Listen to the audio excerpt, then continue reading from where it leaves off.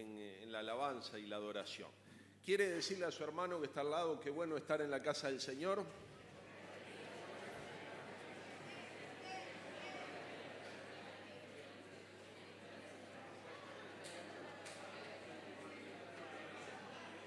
Bueno, a la mayoría se le nota en las caras que bueno estar en la casa del Señor. Cuando llegué a la iglesia en esta mañana, me encontré con Graciela. ¿Dónde está Graciela? Allá.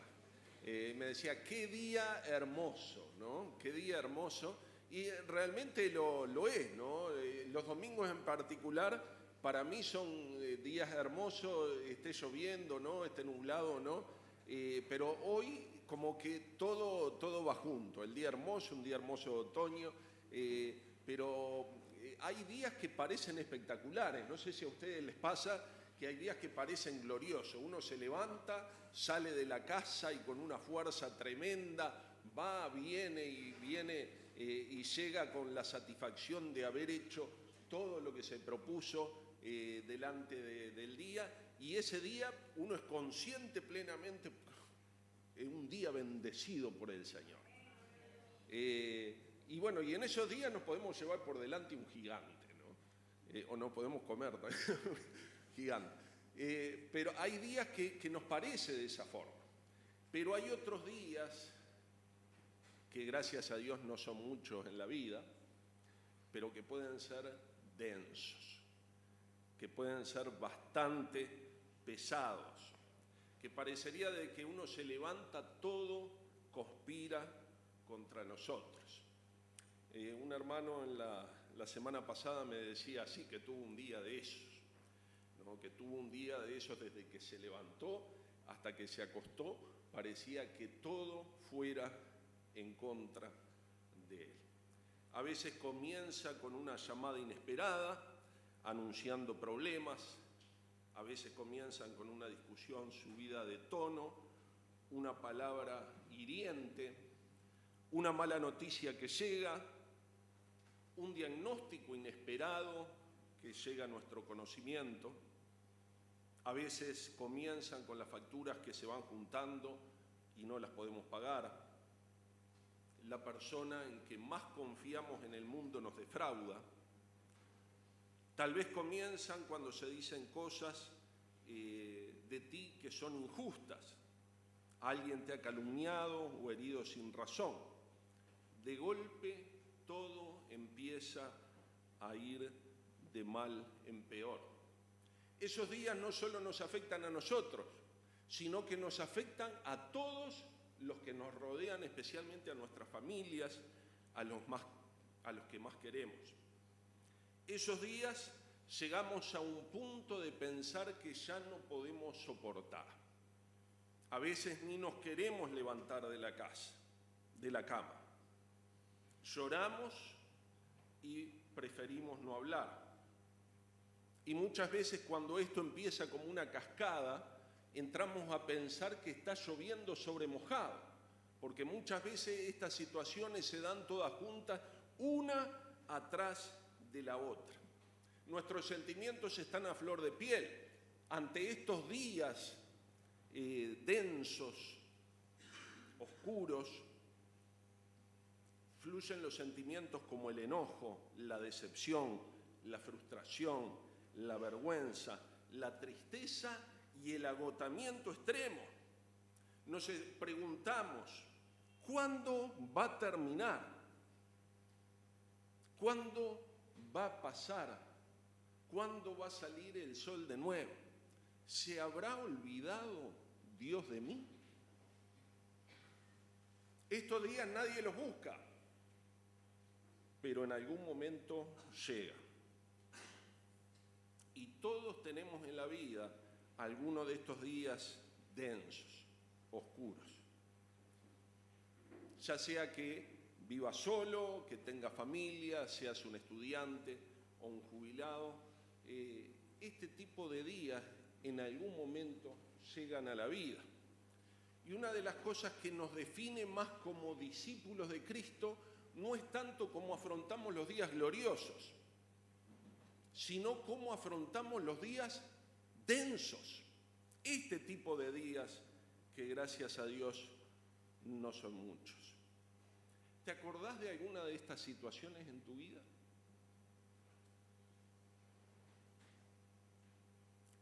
Me gustaría que, teniendo en cuenta y teniendo muy presente el sermón que escuchamos el domingo pasado a nuestro querido pastor Richard, me puedan acompañar a la vida de un hombre que tuvo que pasar uno de estos días, que vivió uno de estos días densos, oscuros. Como ustedes se imaginarán, este hombre es el rey David. Es un hombre amado por Dios. Como escuchábamos el domingo pasado, era un hombre conforme al corazón de Dios y fue elegido por Dios y ungido por Dios para esa tarea. Este hombre es el rey David. Y este hombre pasó por una de estas experiencias. Cuando uno mira la historia del rey David, podemos ver que en muchas ocasiones tuvo días complicados, días que tuvo que llorar por sus pecados, días que tuvo que sufrir la pérdida de aquellos que amaba, días que tuvo que sufrir persecución. Pero este día, del cual vamos a hablar en la prédica, quizá fue uno de esos días densos, oscuros. Ustedes saben quién era Absalón. El pastor lo mencionó el domingo pasado. Absalón era el tercer hijo de David. Absalón, en un determinado momento y por venganza, mató al primogénito de David, por lo que había pasado, una situación de abuso que había tenido con su hermana Tamar. Por esa situación, Absalón se fue de la presencia de su padre, o sea, tuvo que salir como exiliado fuera de la presencia de su padre.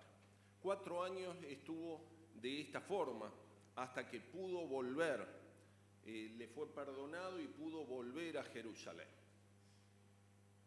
Pero Absalón volvió con una idea muy diferente al de reconstituir la relación con su padre, con una actitud de arrepentimiento, sino que él traía en su cabeza otra cosa.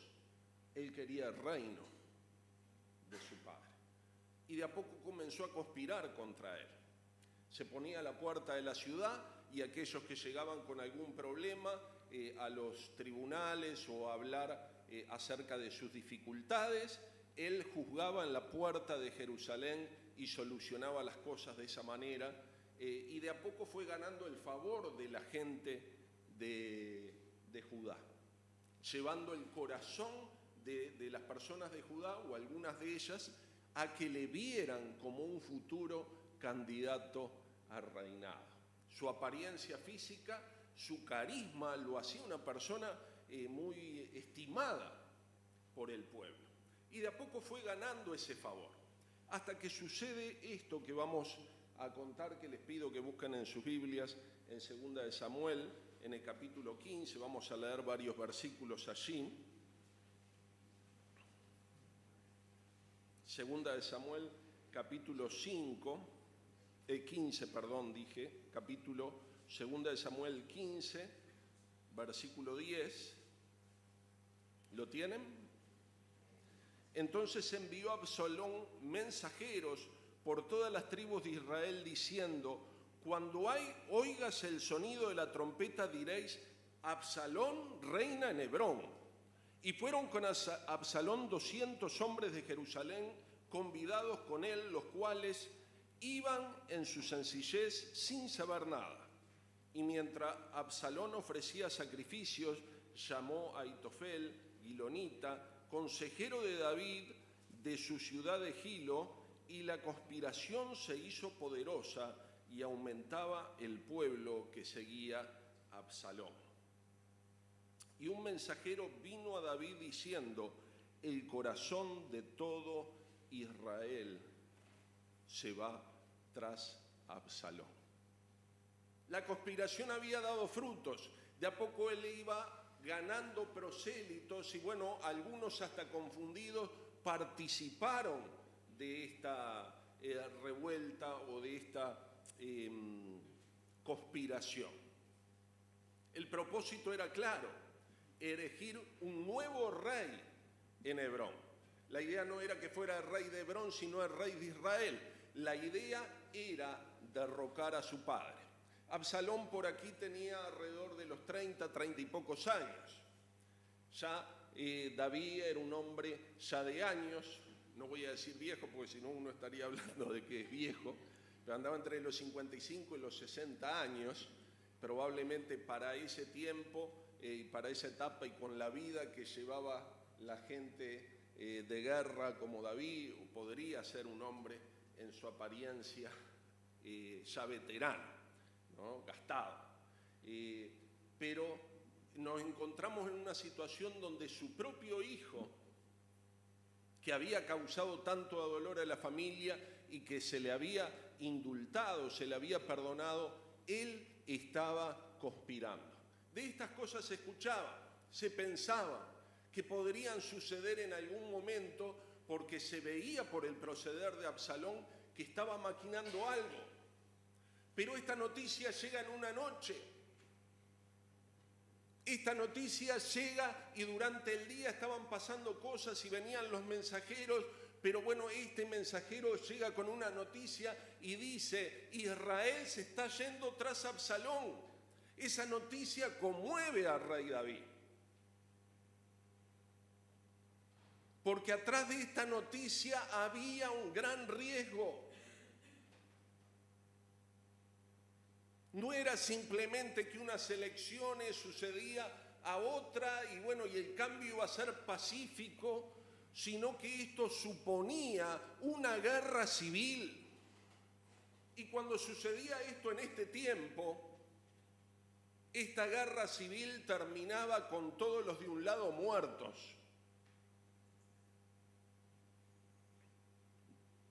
El lado vencedor, el lado perdedor, terminaba sin vida. O sea que estamos ante una situación límite.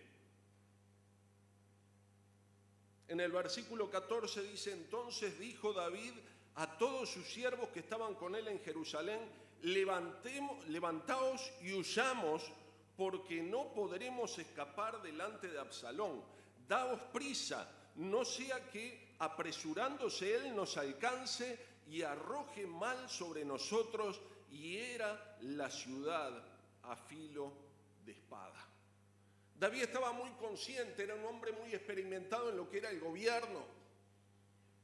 Probablemente durante su reinado tuvo que lidiar con conspiraciones, nunca como esta, dentro de su propia familia, su propio hijo.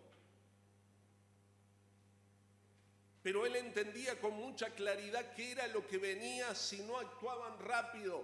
Y en ese mismo momento, al caer la tarde, en la noche, tomando lo que se podía, tuvo que salir él y toda su familia, sus hijos, en ese momento también sus esposas, toda la familia de sus siervos, aquellos que le tenían o vivían en la corte y tenían una relación especial con él, todos tuvieron que salir detrás de él.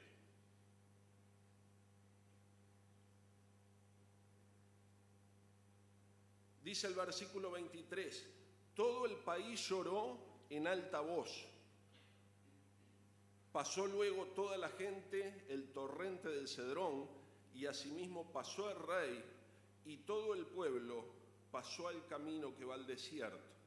Versículo 30, y David subió la cuesta de los olivos, y la subió llorando, llevando la cabeza cubierta y los pies descalzos. También todo el pueblo que tenía consigo cubrió cada uno su cabeza e iban llorando mientras subían.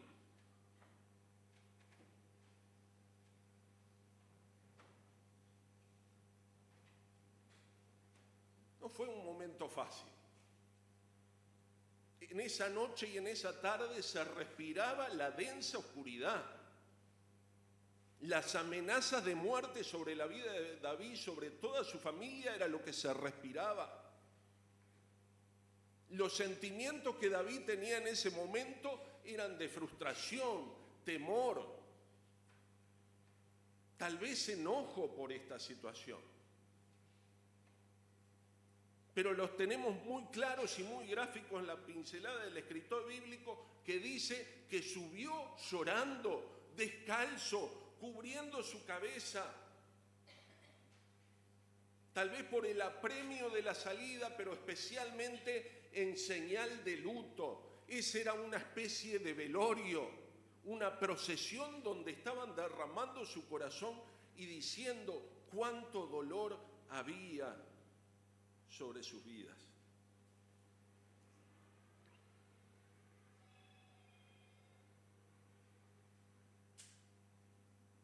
En el versículo 31 dice que dieron aviso a David diciendo: Ahitofel está entre los que conspiraron con Absalón. Ahitofel era uno de los consejeros más cercanos de David. Podríamos decir un amigo, entre comillas, ¿no? Se mostró como amigo, pero estaba esperando el momento de conspirar contra él. La decepción de la situación de su hijo, el temor por todo lo que sucedía, se le suma la traición de aquellos colaboradores más cercanos. Él dice en el versículo 31 también: entorpece ahora, oh Jehová, el consejo de Ahitofel. Versículo 32, cuando David llegó a la cumbre del monte para adorar allí, he aquí Usaí, arquita, que le salió al encuentro, rasgados sus vestidos y tierra sobre su cabeza. Así como había colaboradores que le traicionaron, había otros como Ahitofel que fueron fieles a él. Es interesante cuando uno sigue leyendo el relato, y no lo vamos a leer los versículos bíblicos, pero se los cuento.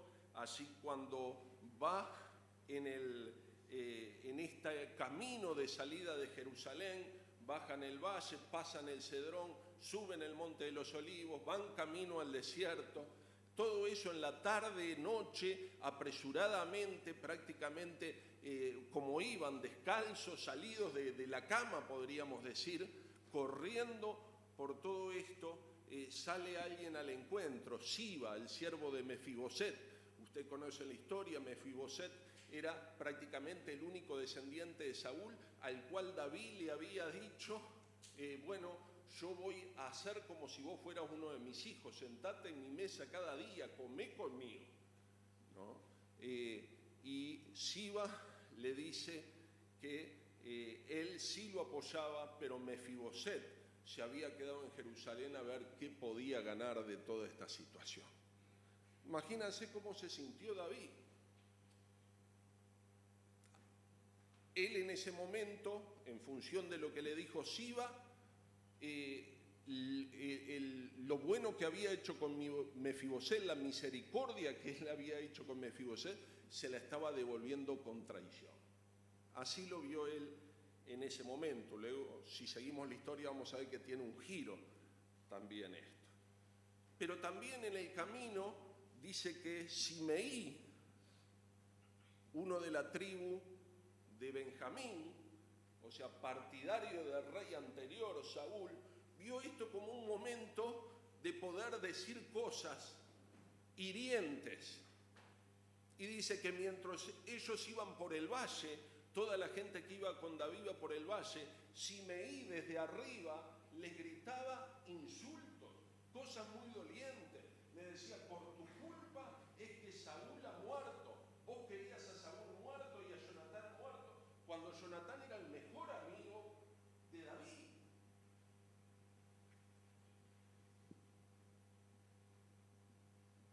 Y dice que le tiraba piedras como si fueran perros a los cuales tenían que asustar. Este hombre y los hijos de este hombre tiraban piedra, esparcían tierra, y esto era como que llovía sobre mojado. Conspiración, traición, insultos, cosas que se decían que no eran así, calumnias de Simei, soportar el dolor de las piedras.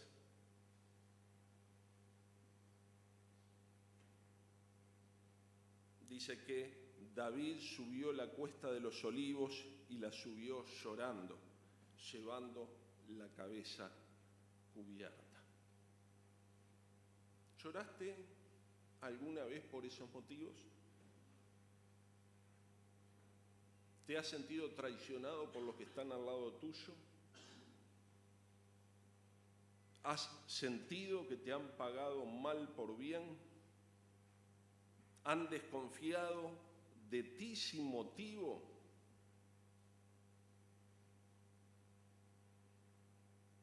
¿Han procurado tu mal o el mal de los que tú querés con mentiras cuando han hablado mal de ti? ¿Cómo te has sentido frente a estas situaciones?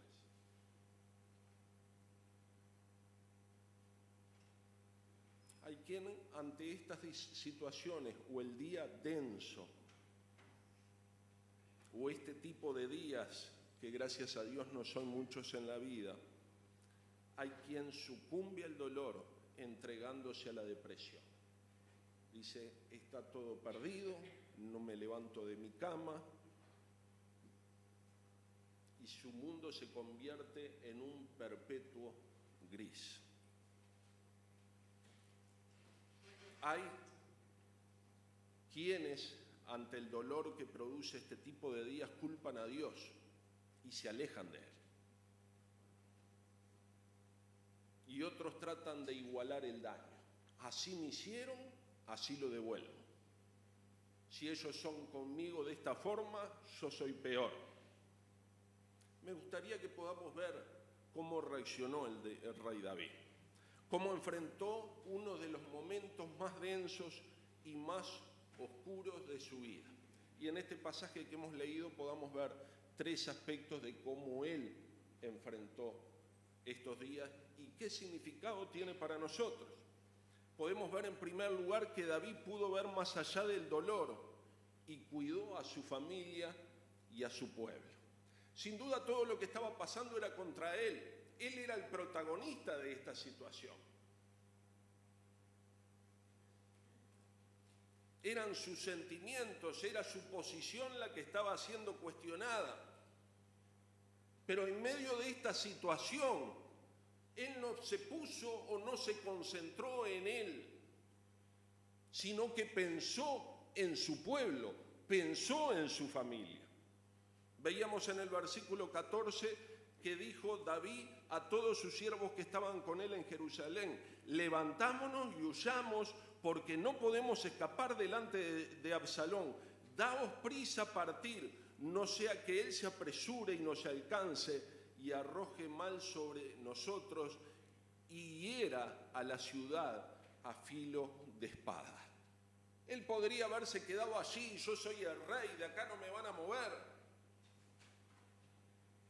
Pero él entendió que la vida de los que estaban con él era más importante que sus aspiraciones y que su problema y que sus cuestionamientos. Y él puso a los demás antes que él. Muchas veces, mis hermanos, cuando vienen este tipo de días, nosotros no podemos ver y no vemos más allá de nuestro dolor.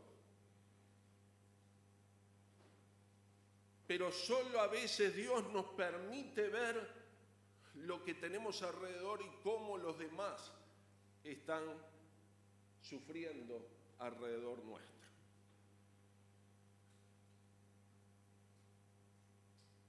¿Cómo sufre tu familia cuando enfrentas uno de estos problemas? ¿Cómo la están pasando tus hijos, tu esposa, tu esposo? ¿Se lo has preguntado? cómo le afectan las situaciones de salud de un integrante de la familia a los otros que están alrededor. ¿Cuáles son sus sentimientos? ¿Cómo les puedo ayudar?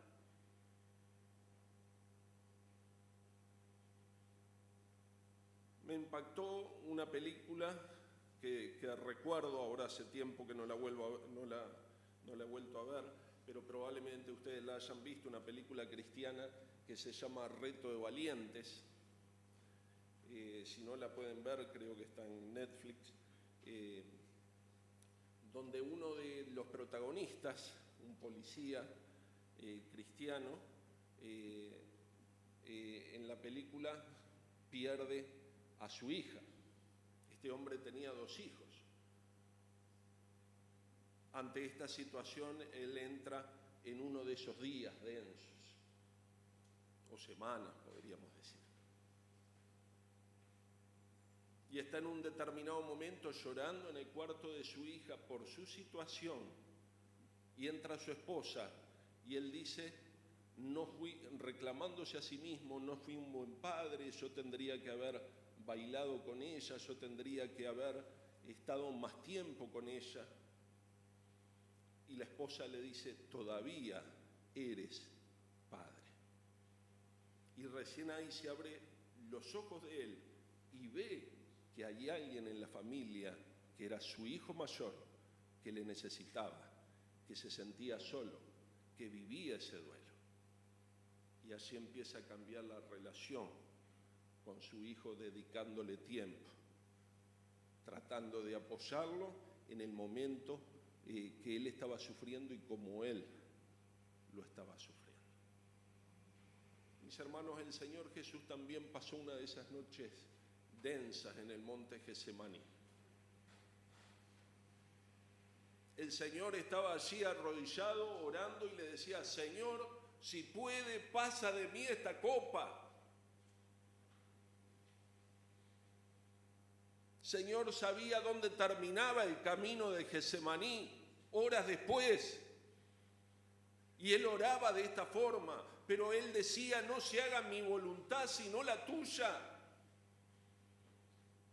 Porque él estaba mirando a su alrededor y con esos ojos me miraba a mí, te miraba a ti y siguió adelante por ti y por mí.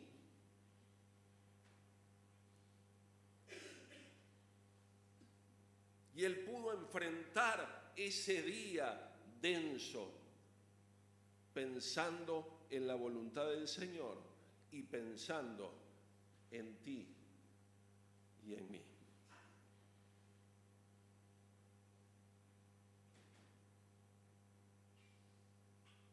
Realmente cuando estamos en esos días, ¿podemos ver alrededor? En segundo lugar, mis hermanos, en el día denso, David no albergó sentimientos de resentimiento, de venganza o de traición. Cuando venía en el camino y Simei tiraba piedras, Joab, el general del ejército,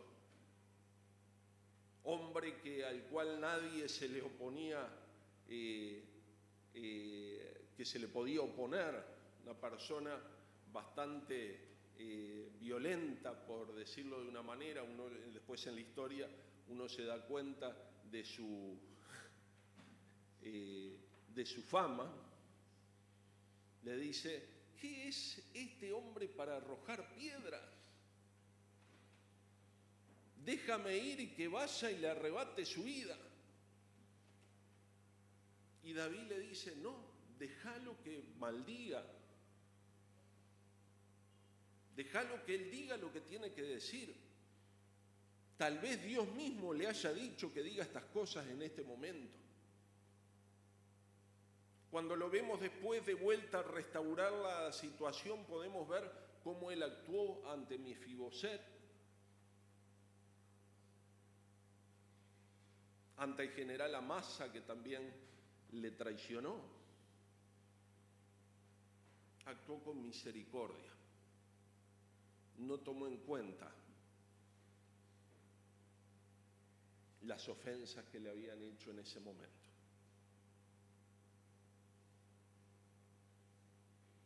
También en este sentido nos hace recordar lo que hizo el Señor.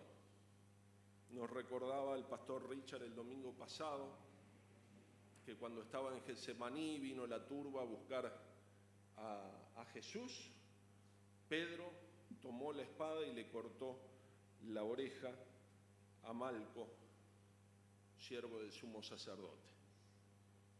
El Señor tomó la oreja, se la volvió a pegar. Cuando lo insultaban, le escupían, lo golpeaban, no dijo nada.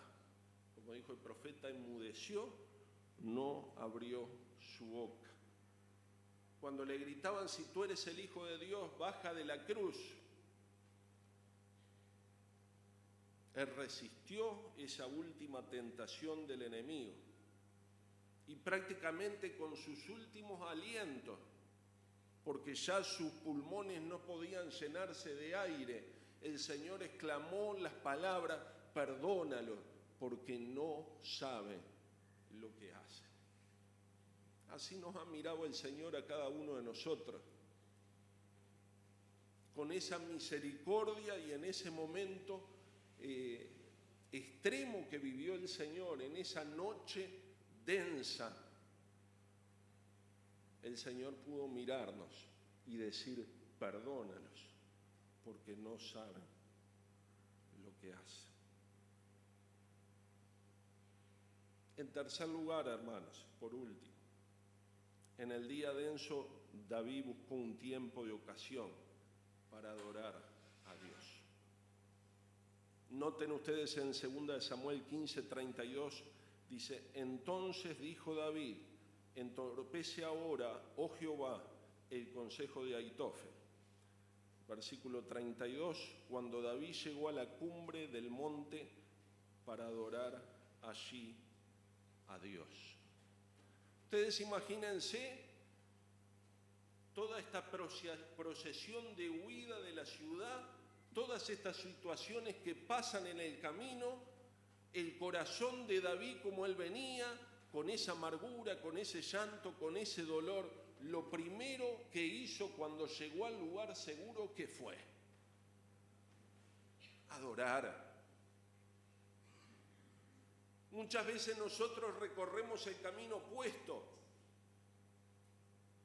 Cuando nos sentimos de esta forma, lo primero que hacemos es correr lejos de Dios o nos encerramos en nosotros mismos y no queremos escucharle. Hacemos cualquier otra cosa menos tener un tiempo de adoración.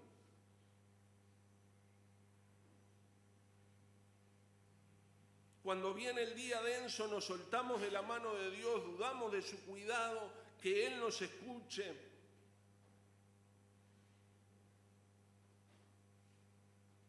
Y quedamos así a nuestra merced si no fuera por la misericordia de Él, que aún así ni siquiera Él nos suelta.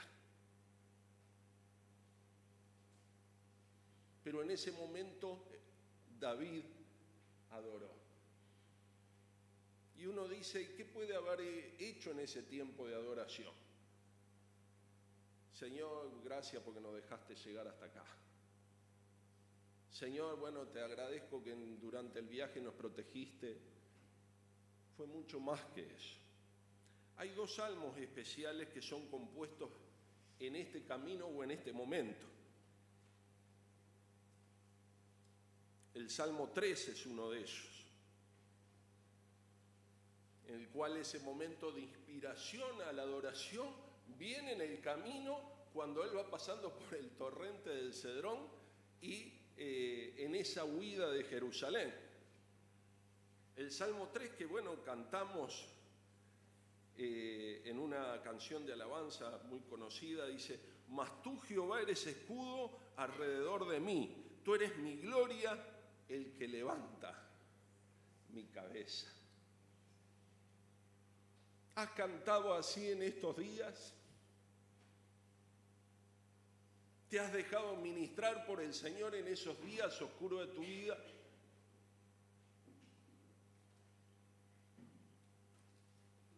Hay otro de los salmos que son compuestos también en este momento o este día.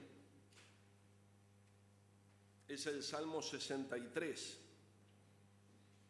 Ustedes lo tienen allí en sus Biblias, que dice, Salmo de David cuando estaba en el desierto de Judá. Es un salmo que es compuesto cuando él huye de Jerusalén en este día.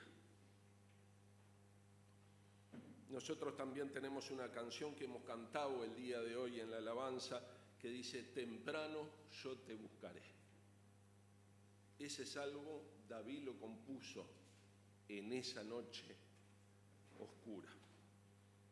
Dice así el Salmo 63, Dios mío eres tú, de madrugada te buscaré, mi alma tiene sed de ti, mi carne te anhela, en tierra seca y árida, donde no hay aguas para poder ver tu gloria y tu poder.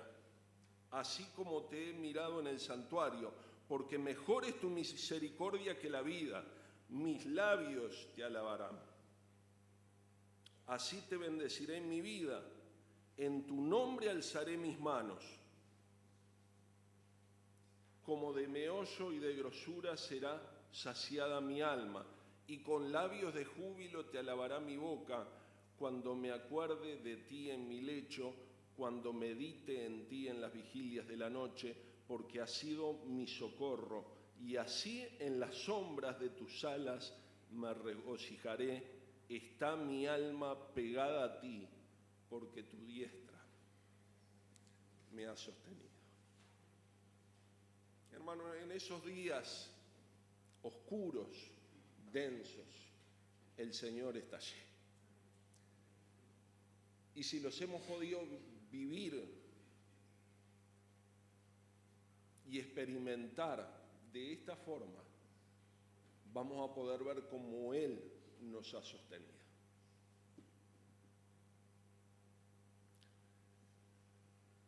Recuerdo en mi vida uno de esos días, y fue cuando me diagnosticaron el melanoma, que luego llevó a la amputación de un dedo de mi pie. El diagnóstico era cáncer, después googleando uno se entera que es uno de los cánceres que tiene la mayor tasa de mortalidad en función de la metástasis, 80% de mortalidad. Sin duda que fue un impacto grande para la familia, una situación donde parece traer aparejado uno de esos días. Pero les puedo asegurar que fue esos días en los cuales más me acerqué al Señor, en que pude ir de una forma a derramar mi corazón delante de Dios, aceptando su voluntad, sea cual fuere la situación que hubiera por delante. Con la fe tremenda de que el Señor iba a abrir camino en medio de lo que no sabía hacia adelante. Pero también con la certeza de que si Él decía otra cosa o elegía otra cosa para mi vida, también estaría bien. Pude ver también a mi familia cómo lo estaba sufriendo en ese momento. Y también pude ayudarles a que vieran la situación de otra manera, a que la pudieran ver día a día, a que pudiéramos esperar con fe cada día en lo que había de venir, sabiendo que nuestra esperanza estaba en Dios. Pero también fue un tiempo de alabanza y de adoración. No compuse ningún salmo, pero escribí oraciones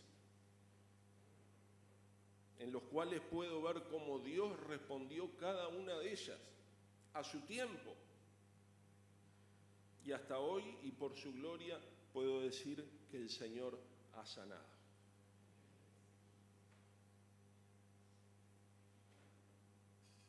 Mis hermanos, el Señor está cerca nuestro. Cada uno de nosotros tenemos de esos días, pero el Señor está cerca de nosotros. ¿cómo vamos a enfrentarlos? Evidentemente que en la fuerza de uno o simplemente con lo que yo tengo no puedo hacer frente a esos gigantes. Pero el Señor Jesús dice que vengamos a Él los que estamos trabajados y cargados y Él nos dará descanso. Dice, lleven mi yugo sobre vosotros y hallaréis descanso para vuestras almas.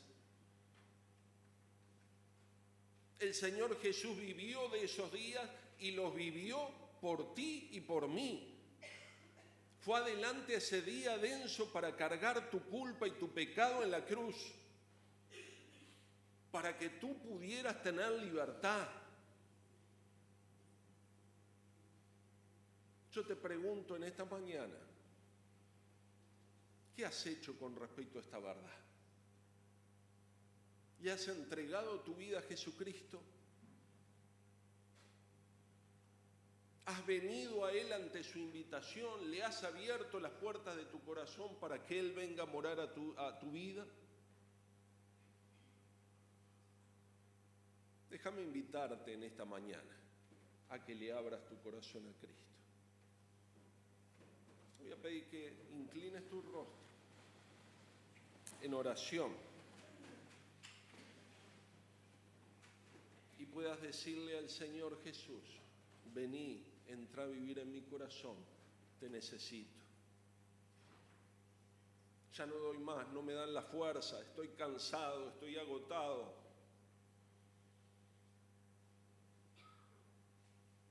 Vivo de esta manera, como David vivió este día, es mi vida así. Si es esa tu situación hoy, decíselo al Señor con tus palabras. Él te está escuchando allí. Decíselo en oración.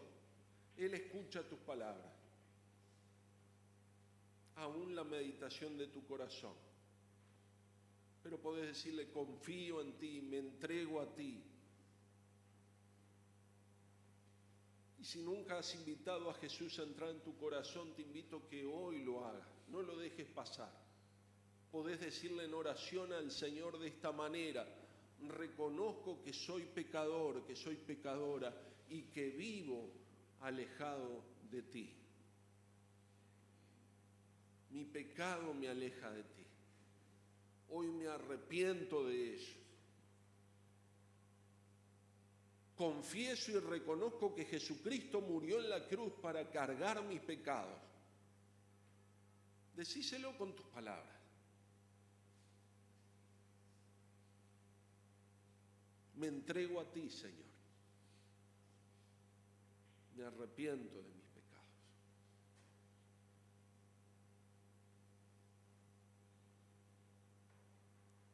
Acepto que Jesús es mi Salvador y mi Señor. Le entrego mi vida. En el nombre de Jesús. Amén. Seguí orando. ¿Es esta tu decisión? Pido que sigan orando e intercediendo. ¿Es esta tu decisión en esta mañana? Si tomaste esta decisión, hiciste esta oración en esta mañana, me gustaría conocerte. Levanta tu mano si hay alguien que haya entregado su vida a Cristo en esta mañana.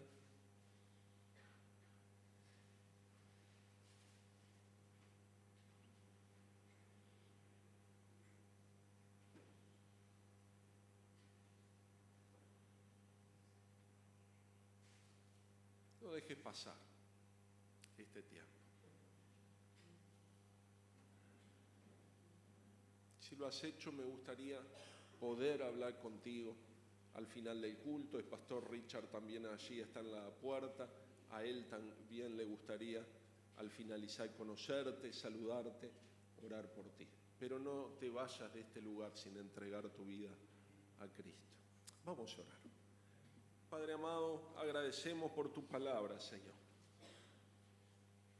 Reconocemos que muchas veces en la vida hemos tenido que pasar por momentos de noche densa, de tristeza. Tú lo advertiste, en el mundo tendréis aflicción. Y la hemos vivido, Señor. Pero también dice tu palabra y lo creemos confiado. Yo he vencido al mundo. Y es en esa confianza que venimos delante de ti. Es en esa esperanza que vivimos. Es en esa esperanza que nos levantamos y pasamos esa noche para ver tu gloria y tu poder. Señor, te decimos que mi socorro, nuestro socorro, ha sido tú, Señor. En las sombras de tus alas me gozaré. Nos gozamos en tu presencia, nos gozamos en tu protección, nos gozamos, Señor, en tu provisión y en tu liberación, Señor. Confiamos, Padre, que nuestra vida está segura en tus manos. En el nombre de Jesús oramos. Amén.